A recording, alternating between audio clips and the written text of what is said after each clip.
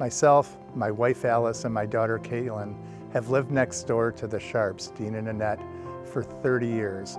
After a few days of living next door to Dean and Annette, Dean came over and introduced himself to us, and we were so happy to meet our new neighbors.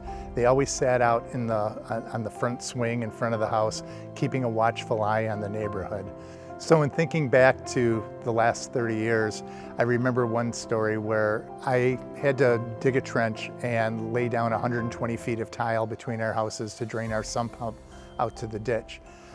I was not looking forward to the job, but I took it on, and within just turning over 1 or 2 shovels of dirt, out runs Dean with his shovel and starts digging next to me. He brought a shovel and a chalk line, and the only words before he started digging was, "You need a chalk line to do it right.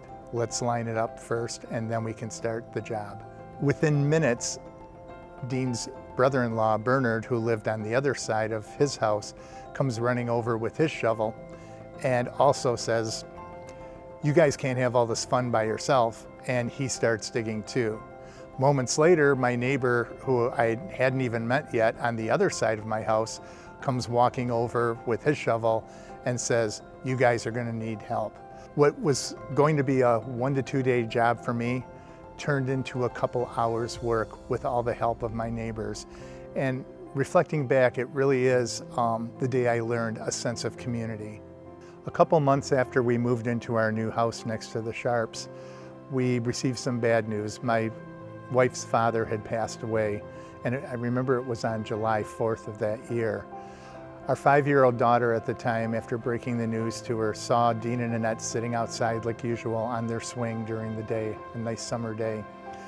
Caitlin walked over, and looking out the window, I saw that Caitlin was sitting in between the two of them, telling them, "My grandpa passed away."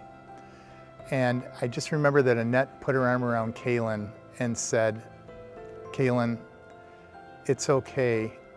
Mr. Dean can be your grandpa now too." And Dean leaned over and patted her on the head and also said, "I will be your grandpa, Caitlin." And that day really stuck with me through all these 30 years, because that was a day that I was taught the lesson of compassion. As I look around my home, even 30 years later, I see Dean all around my house.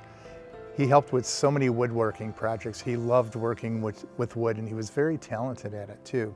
One project that I remember early on was working outside, and Dean instructed me to make a couple cuts on a piece of wood. I made the cuts, and of course, I made them too short. I, being so reactive at the time, let out a bit of an expletive, kind of rhymes with "oh pip." And Dean just paused and looked at me and said, "There's no need to swear. Everything like this that we do can be fixed." And my take-home point with that was it really showed me a sense of patience. And that was another thing that I learned from him.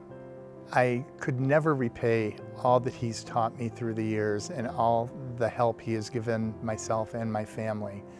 Dean would always repay a task, or anything you tried to do for him would be repaid tenfold with 10 tasks. And it's just amazing that what this man did in his sense of community and helping people. Dean was a man of God. Dean was always thinking and praying about his family, his friends, and lucky for us, his neighbors also. I miss the man greatly, and he has always had the time to help all his friends and his community. I can honestly say he was the best neighbor I ever had.